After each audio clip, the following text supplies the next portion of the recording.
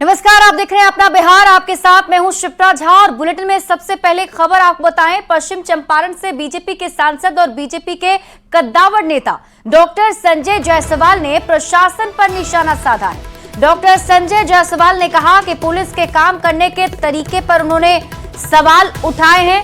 उन्होंने कहा कि अगर इस पर रोक नहीं लगाई गई तो चंपारण फिर से 2005 के पहले का चंपारण बन सकता है। उन्होंने कुछ अधिकारी और सफेद पोश पर अपराधी को संरक्षण देने का भी आरोप लगाया। बीजेपी सांसद के बयान के बाद बिहार की राजनीति में उबाल आने की आशंका जताई जा रही है। चंपारण में कानून व्यवस्था की स्थिति बहुत ही चिंताजनक हो गई है।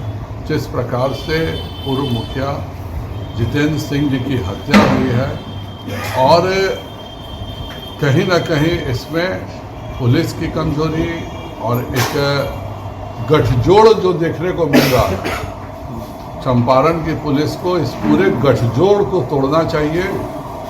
इसमें निश्चित तौर पर प्रशासन के कुछ लोग, ठेकेदार और कुछ ऐसे व्यक्ति भी शामिल हो सकते हैं जो सफ़ेद पोश बन करके समाज में घूमते हैं। सभी को अगर पकड़ के क्रैकडाउन नहीं किया गया तो पश्चिम चंपारण पुनः 2005 के पहले की स्थिति में पहुंच जाएगा। और न्यूज 18 संवाददाता मुन्ना राज अधिक जानकारी के साथ जुड़ गए हैं। मुन्ना, संजय जायसवाल ने बयान कहां दिया है और इस बयान को किस तरीके से देखा जाए?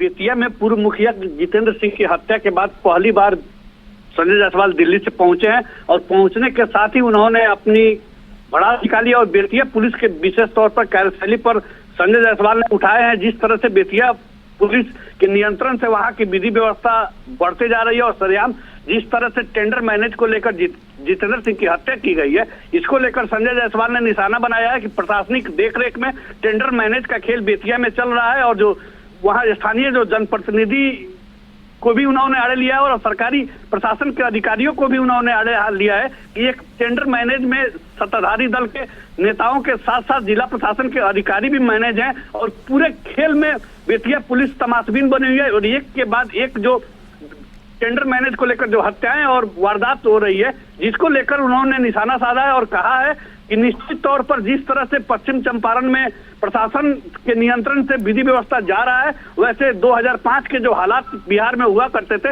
वैसे ही हालात पश्चिम चंपारण में आने वाले हैं। तो निश्चित तौर पर संजय जायसवाल ने प्रशासन के साथ ही बेतिया पुलिस की कार्यशैली पर विशेष तौर पर निशाना साधा और हाल के दिनों में बेतिया में आपराधिक वारदात काफी बढ़ चुकी है और बेतिया पुलिस के कार्यशैली पर निश्चित तौर पर लगातार सवाल उठ रहे हैं, जिसको लेकर संजय जायसवाल ने इस मुद्दे को उठाया है। जी बिल्कुल मुन्ना, लेकिन ऐसे देखें तो हाल के कुछ दिनों में बिहार में लॉ एंड ऑर्डर को लेकर विपक्ष पहले से ही हमलावर है। ऐसे में अब संजय जायसवाल का ये बयान देना किस तरीके से लगता है कि आगे इस मुद्दे को उठा सकता है विपक्ष?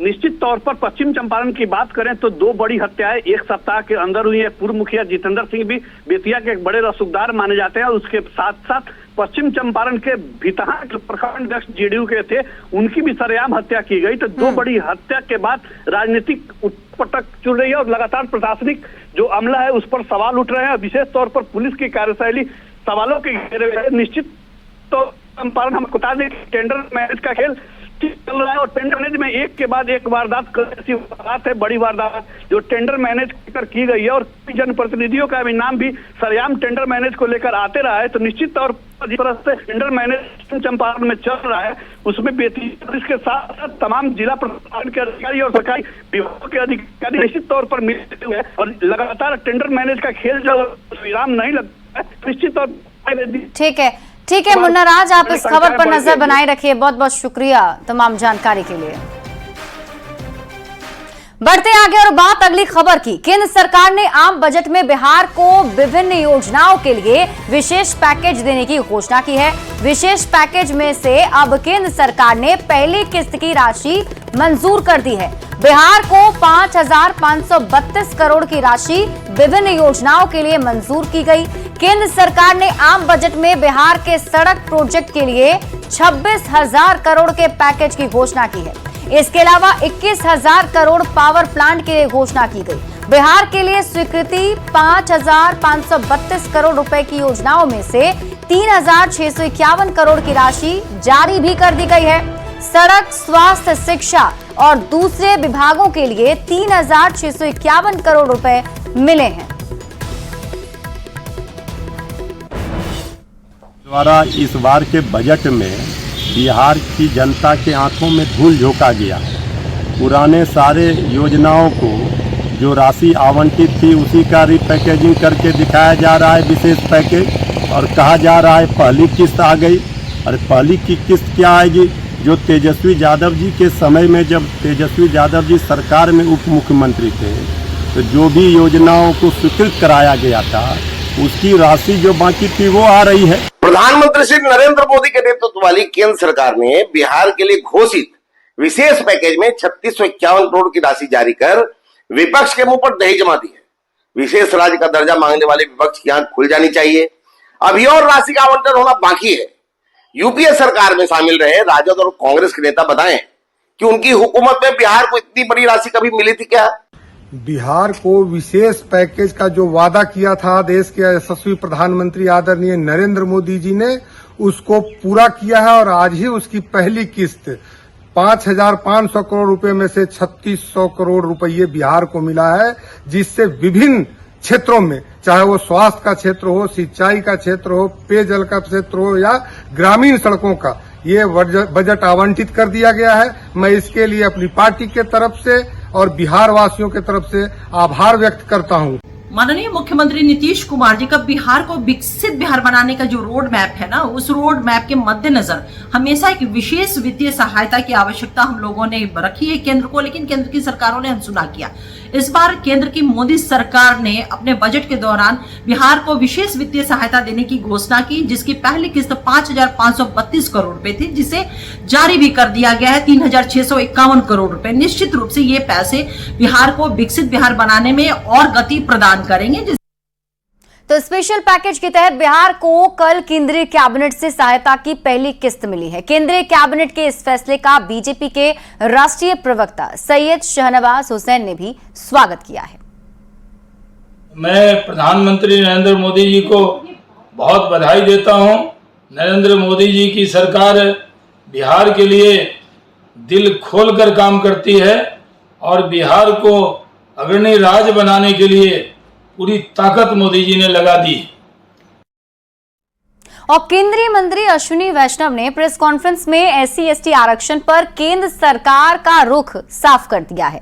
उन्होंने बाबा साहेब भीमराव अंबेडकर के दिए संविधान का हवाला दिया और कहा है कि वहां SC/ST आरक्षण में क्रीमी लेयर का कोई प्रावधान नहीं है। यहाँ क्रीमी लेयर का मतलब उन लोगों और परिवारों से है जो उच्च आय वर्ग में आते हैं। उन्होंने कहा कि SC/ST आरक्षण का प्रावधान संविधान के अनुरूप होना चाहिए।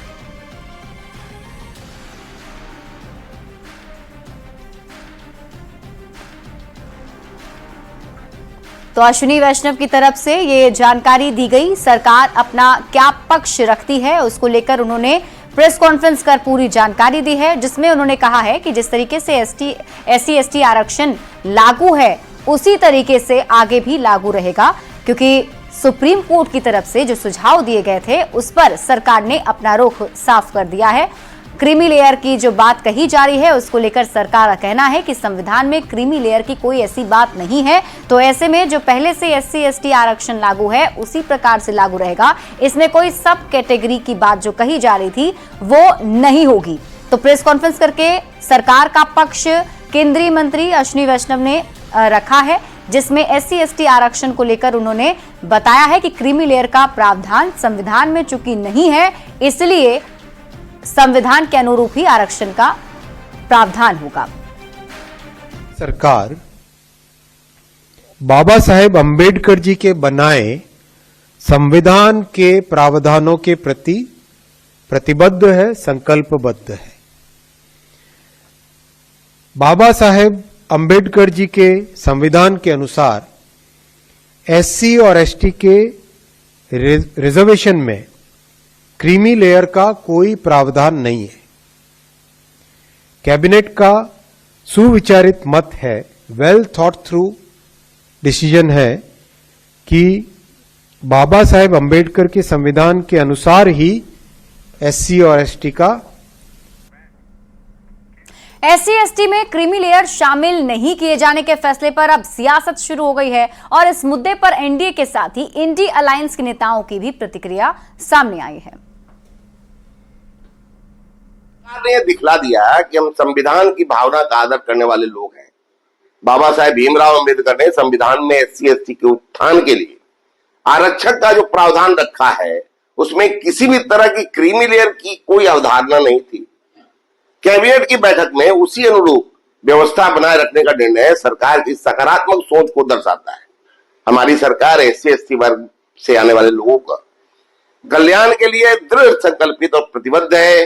इस निर्णय से इन वर्गों में किसी तरह की कोई भ्रम की स्थिति नहीं रहेगी और इंडी गठबंधन के लोगों को ऐसे संवेदनशील मुद्दों पर राजनीति करने का मौका भी नहीं मिलेगा।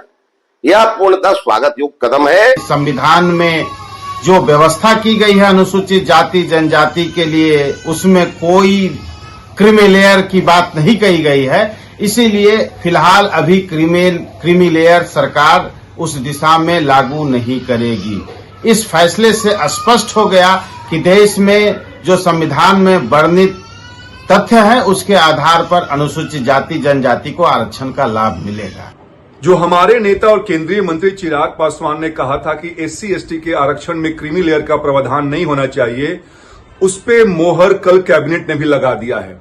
बाबा साहब अंबेडकर के आरक्षण के अनुसार आरक्षण में कोई सब कैटेगरी नहीं होना चाहिए, बल्कि सीधा फ्लैट रिजर्वेशन मिलना चाहिए। मुझे लगता है कि कैबिनेट के इस कदम का हर किसी को स्वागत करना चाहिए। इधर हाल के दिनों में जो मामले सामने आए थे उस पर नेता प्रतिपक्ष तेजस्वी जी ने स्पष्ट रूप से कहा था कि केंद्र सरकार विसंगतियों को दूर करने के लिए अविलंब अध्यादेश लाने का कार्य करे और इसमें SC/ST को जो वर्गीकरण किया गया है उसको समाप्त किया जाए। जिस तरह से कैबिनेट की ब्रीफिंग बाहर आई है और जिस तरह से कोर्ट का फैसला था, उन दोनों को देखते हुए सबसे पहले जरूरी है कि जितनी नॉर्मल सेंसस होती है वो अभी तक मोदी सरकार ने क्यों नहीं कराया। सबसे पहले जरूरत है कि मोदी सरकार देश में जनगणना कराए और जनगणना कैसे, आर्थिक, सामाजिक और जाति समीकरण के साथ, ताकि हमें पता चल सके कि किसकी क्या आज के डेट में समाज में पोजीशन है, स्थिति है, ताकि उसी हिसाब से हम उनके लिए नीतियां बना सके।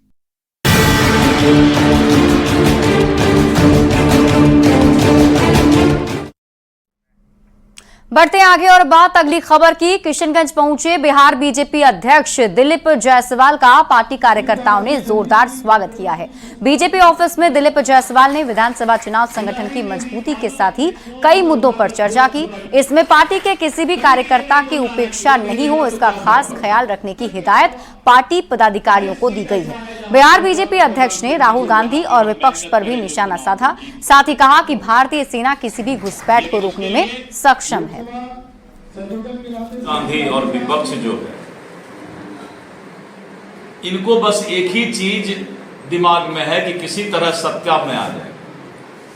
अपना राजनीतिक दुकानदारी सत्ता पाने के लिए ही कर रहे हैं। इनको न देश की चिंता है न विदेश की चिंता। भारतीय सेना अपना काम कर रही है, भारत सरकार अपनी जिम्मेवारी निभा रही है और मुझे लगता है कि वो सजग है, सशक्त है। और अब बात गोपालगंज से जब्त रेडियो एक्टिव पदार्थ की। गोपालगंज पुलिस ने परमाणु बम बनाने में इस्तेमाल होने वाले रेडियो एक्टिव पदार्थ जब्त किए हैं और इस पदार्थ के कैलिफोर्नियम होने का संदेह है। पुलिस ने यूपी बिहार के 3 तस्कर को भी गिरफ्तार किया है और इसकी जांच के लिए नाभिकीय ऊर्जा विभाग और बिहार ATS जांच के लिए पहुंच रही है। गोपालगंज में यूपी बिहार के बलथरी चेक पोस्ट से इसे जब्त किया गया। ग्राउंड जीरो से और अधिक जानकारी दे रहे हैं न्यूज 18 संवाददाता गोविंद कुमार। गोपालगंज पुलिस ने परमाणु बम में इस्तेमाल होने वाले रेडियो एक्टिव पदार्थ को जब्त किया है, जिसके कैलिफोर्नियम होने का संदेह है और इसकी जांच के लिए आज नाभिकीय ऊर्जा विभाग की टीम और बिहार ATS की टीम गोपालगंज पहुंच रही है। ये वही यूपी बिहार का बलथरी चेक पोस्ट है जहां से गोपालगंज के कुचायकोट थाने की पुलिस ने बाइक सवार 3 तस्करों को गिरफ्तार किया था, जिनके पास से तकरीबन 50 ग्राम की वजन में कैलिफोर्नियम जैसा पदार्थ जो है बरामद हुआ था और ये गुजरात से तस्करी कर यूपी के रास्ते बिहार लाया जा रहा था। इसके बाद से गोपालगंज पुलिस ने जो चेकपोस्ट है वहाँ पर सख्ती बढ़ा दी है। इस वक्त गोपालगंज पुलिस बाइक से लेकर वाहन तमाम तरह की जो गाड़ियां हैं उसकी सख्ती से जांच कर रही है। और जांच के दौरान ही कल पुलिस ने 3 तस्करों को गिरफ्तार किया था, जिनके पास से रेडियो एक्टिव पदार्थ बरामद किया गया था। ये रेडियो एक्टिव पदार्थ किस रूप में इस्तेमाल होना था इसका खुलासा नहीं हो सका है, लेकिन पुलिस ये साफ तौर पर कह रही है कि गुजरात से इसकी तस्करी कर यूपी के रास्ते बिहार लाने की तैयारी थी। यूपी बिहार का जो बलथली चेक पोस्ट है ये कई मायनों में काफ़ी सेंसिटिव है, क्योंकि इसके पहले यहाँ पर लॉरेंस बिश्नोई के 3 गुर्गे गिरफ्तार किए गए थे, जिनके पास से 4 ऑस्ट्रिया निर्मित हथियार जब्त हुआ था। उसके बाद से पुलिस ने 10 करोड़ की चरस बीते 4 दिन पहले जब्त किया था। उसके बाद से फिर रेडियो एक्टिव जो पदार्थ है उसकी बरामदगी की गई। इसके बाद से पुलिस सख्त हो गई है और एक वाहनों की इस वक्त जांच की जा रही है। देखिए कैसे डिक्की की इस वक्त जांच की जा रही है। डिक्की खोलकर जो पदाधिकारी हैं वो सख्ती से जांच कर रहे हैं। इनसे भी हम बात करने की कोशिश करते हैं कि सर कैसे आप लोग वाहनों की जांच करते हैं? सर ये बिहार का बॉर्डर है, उत्तर प्रदेश की ओर से जो भी गाड़ी 4 चक्का या चाहे छोटी मोटरसाइकिल भी आती है तो उनको हम लोग बहुत गहन से चेक करते हैं। बड़े पदाधिकारी का आदेश है कि सख्त मतलब जाँच करना है और अधिक से अधिक जो है सब बरामद करना है। कुछ कल बरामद भी हुआ था? जी सर, बरामद हुआ था सर। कैसे पकड़ लिया आप लोग? सर चेक क्रम में सर वो डब्बा में था तो सर वो शक के आधार पर देखा गया है कौन चीज़ है नहीं है, तो बड़े पदाधिकारी को सर आदेश दिया गया है कि सर ऐसा चीज़ है सर, उसको जांच कर लिया जाए जो क्या है नहीं है। सर जांच के क्रम में पाया गया कि सर बहुमूल्य चीज़ था सर ये। फिलहाल यूपी बिहार के जो बॉर्डर है वहाँ पर बिहार पुलिस ने सख्ती बढ़ा दी और एक वाहनों की सघन तरीके से जाँच चल रही है। गोविंद कुमार, न्यूज़ 18 गोपालगंज। और गया से आपको बड़ी खबर बता दें, बिहार एसटीएफ को बड़ी कामयाबी मिली है। गया के चाकंद में मिनी गन फैक्ट्री का खुलासा किया गया है। हथियार तस्कर अरमान सहित 3 गिरफ्तार किया गया। गया पुलिस के सहयोग से गिरफ्तारी की गई है। देसी ऑटोमेटिक पिस्टल, देसी कट्टा भी जब्त किया गया है। अर्धनिर्मित पिस्टल और 258 कारतूस भी जब्त किए गए हैं। तो बड़ी खबर आपको बता रहे हैं, बिहार एसटीएफ को ये बड़ी कामयाबी मिली है। गया के चाकंद में मिनी गन फैक्ट्री का खुलासा करते हुए पुलिस की टीम ने हथियार तस्कर अरमान सहित 3 को गिरफ्तार किया है।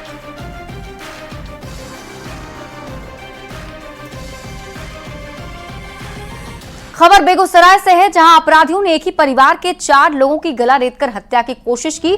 इसमें पति, पत्नी और एक बेटी की मौके पर ही मौत हो गई, जबकि बेटे की हालत गंभीर बताई जा रही है, जिसे इलाज के लिए स्थानीय पीएचसी में भर्ती करा दिया गया है। घटना बछवाड़ा थाना क्षेत्र के रसीदपुर की है, जहां अब पुलिस की टीम मामले की जांच पड़ताल में जुट गई है। बताया जा रहा है कि अपराधियों ने एसिड से भी सभी लोगों के शरीर पर डाला था। ग्राउंड जीरो से और अधिक जानकारी दे रहे हैं न्यूज़ 18 संवाददाता संतोष कुमार। बेगूसराय में बीती रात एक बड़ी घटना को अंजाम दिया गया है, जिसमें बेखौफ अपराधियों के द्वारा एक ही परिवार के 4 सदस्यों पर जानलेवा हमला किया गया, जिसमें पति, पत्नी एवं एक बच्ची की दर्दनाक मौत हो गई। और जो पुत्र है जिसकी आयु 6 वर्ष है, वो अभी भी जिंदगी और मौत से जूझ रहा है, जिसका इलाज निजी नर्सिंग होम में चल रहा है। अभी तक घटना के संबंध में पुलिस के द्वारा कुछ भी नहीं बताया गया है। हालांकि दबी जुबान में पुलिस के द्वारा प्रथम दृष्टया आपसी रंजिश की बात बताई जा रही है। अभी तक स्थानीय लोगों से काफ़ी हमने छानबीन किया है। कोई कुछ कहने से परहेज करते हैं, कितना भला लोग थे, इनको किसी से कोई दुश्मनी नहीं थी। आखिर ऐसा घटना घटा कैसे, ये जांच उपरांत ही पता चलेगा। घटना वो मजदूर था और बहुत अच्छा आदमी था, लेकिन अब तक कोई अनुमान ही नहीं लगा रहा है कि क्या कैसे घटना हुई। पारिवारिक पृष्ठभूमि इनकी क्या थी? सुन रहे हैं 2 शादियां थी इनकी, पहले घर से भी इनको बच्चा है। नहीं, पहले ऐसा तो नहीं है। 2 शादियां हैं इनकी? नहीं। तो निश्चित रूप से इस घटना के बाद पूरे इलाके में दहशत का माहौल है। हालांकि पुलिस की टीम, एफएसएल की टीम यहां पहुंच चुकी है और जांच पड़ताल कर रही है। अब घटना पुलिस जांच के बाद ही स्पष्ट हो पाएगा कि पूरा माजरा क्या है। फिलहाल जो है लोगों के द्वारा कई तरह की बातें की जा रही हैं। पुलिस जांच के बाद ही स्पष्ट हो पाएगा कि आखिर किन वजहों से इनकी हत्या की गई और इसके पीछे किनका हाथ है। संतोष, 18 बेगूसराय।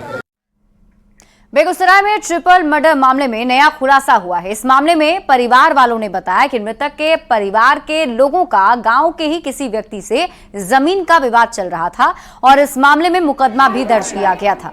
हालांकि परिवार वाले हत्या की असली वजह और हत्यारों की पहचान से अनजान हैं। वहीं एसपी ने बताया कि डॉग स्क्वाड और एफएसएल की टीम जांच कर रही है। जल्द ही मामले का खुलासा कर लिया जाएगा।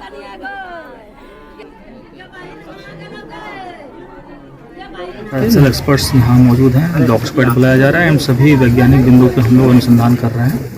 पोस्टमार्टम के लिए लाश को भेजा जाएगा, विधिवत भेजा जाएगा और सभी बिंदुओं पे हम लोग यहाँ पे अभी छानबीन चल रहा है, हमारी तफ्तीश जारी है। पटना से बड़ी खबर है। बुद्धा कॉलोनी के दुजरा में युवक की हत्या कर दी गई है। बताया जा रहा है कि युवक का शव कमरे से बरामद किया गया है। घर से जेवर और कैश भी गायब है। मामले की जांच पड़ताल में पुलिस की टीम जुटी हुई है। फॉरेंसिक टीम के साथ ही अब पुलिस की टीम भी जांच कर रही है। तो तस्वीर हम आपको दिखा रहे हैं उस घर की। बताया जा रहा है कि घर से जो कैश और ज्वेलरी है वो भी गायब है और ऐसे में जो युवक है उसका शव एक कमरे से बरामद किया गया है। फॉरेंसिक की टीम भी मौके पर पहुंच चुकी है, जांच की जा रही है। आ रही है अभी तक कई फ्रंट खुले हुए हैं। हम लोग हर एक बिंदु पर तकनीकी और मानवीय स्तर पर अनुसंधान कर रहे हैं। क्योंकि एलिया मामला काफ़ी संवेदनशील है। इनके पिताजी ये अलग रहते थे, घर में अकेला ही मात्र व्यक्ति था जो रवि कुमार थे, जो कि जिसकी हत्या हुई है, तो वो वही सिर्फ मात्र रह रहा था। इसके अतिरिक्त इनके रेंटर से बाकी अन्य लोग जो थे उनका भी हम लोगों ने बयान लेने का प्रयास किया है। तो उन्होंने यही बताया है कि 2-3 दिन से कमरा खुला नहीं है, बंद ही है। और फिलहाल इस बुलेटिन में अभी के लिए बस इतना ही। आप देखते रहिए न्यूज़ 18 बिहार झारखंड।